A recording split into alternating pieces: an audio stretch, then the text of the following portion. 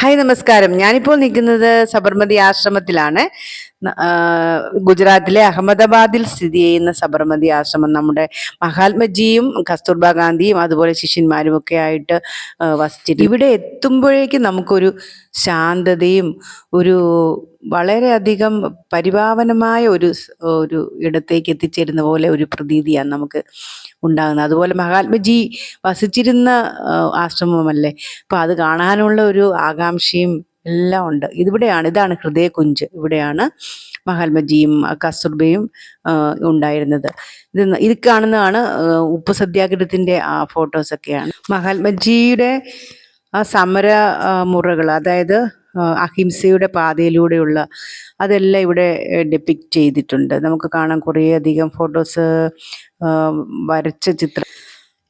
ഗാന്ധിജി അവിടെ വസിച്ചിരുന്ന കാലത്ത് ഇന്ത്യയുടെ സ്വാതന്ത്ര്യത്തിനായി എന്തൊക്കെ ചെയ്തിട്ടുണ്ടോ അതെല്ലാം നമുക്കിവിടെ കാണാൻ സാധിക്കും. അതുപോലെ ഈ ആശ്രമം വളരെ ശാന്തതയാണ് നമുക്ക് കാണാൻ പറ്റുന്നത്. നിറയെ വൃക്ഷങ്ങളും നല്ല പച്ചപ്പാണ്.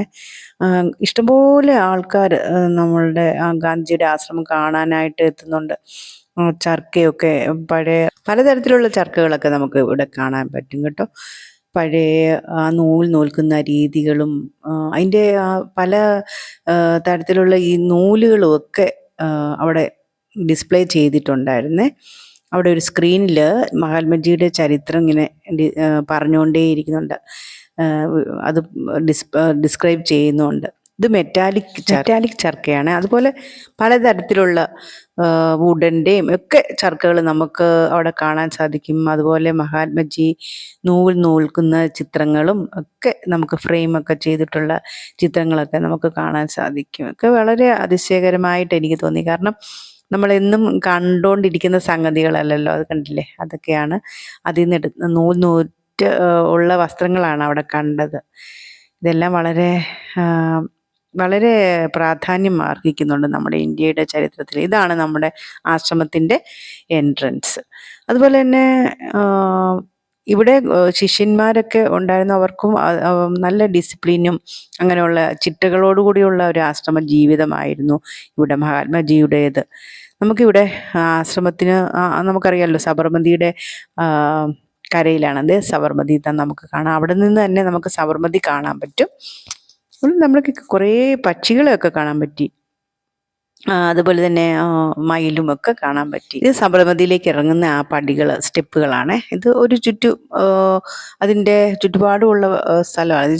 ഇത് മ്യൂസിയത്തിൻ്റെ ആകെ മൊത്തം ജസ്റ്റ് ഒരു ഗ്ലാൻസ് ആണ് ഇത് ഇപ്പോൾ കാണിച്ചുകൊണ്ടിരിക്കുന്നത്. എന്ത് ശാന്തതയും അതുപോലെ നല്ല കൂളിങ്ങും ഉണ്ട്. അതുപോലെ തന്നെ നല്ല പച്ചപ്പുമാണ് നമുക്ക് അവിടെ ചെല്ലുമ്പോൾ നമുക്ക് അനുഭവപ്പെടുന്നത്. പിന്നെ നമുക്ക് കാണാൻ പറ്റും മഹാത്മജിയുടെ കൂടെ എത്രയോ പേര് അനുയായികളും ഒക്കെ ആയിട്ട് അദ്ദേഹം ഇന്ത്യയുടെ സ്വാതന്ത്ര്യത്തിന് വേണ്ടിയിട്ട് അഹിംസാ മുറകളിലൂടെ ഇറങ്ങി തിരിച്ചതും എല്ലാം നമുക്ക് അതിൻ്റെ ചിത്രങ്ങളും ഒക്കെ നമുക്കിവിടെ കാണാൻ പറ്റും. സോ ഇതെല്ലാം ഓരോ ഭാഗമാണ് നമ്മുടെ ഈ ആശ്രമത്തിൻ്റെ ആശ്രമമല്ല, ഈ മ്യൂസിയത്തിൻ്റെ ഭാഗങ്ങളാണ് ഇതെല്ലാം.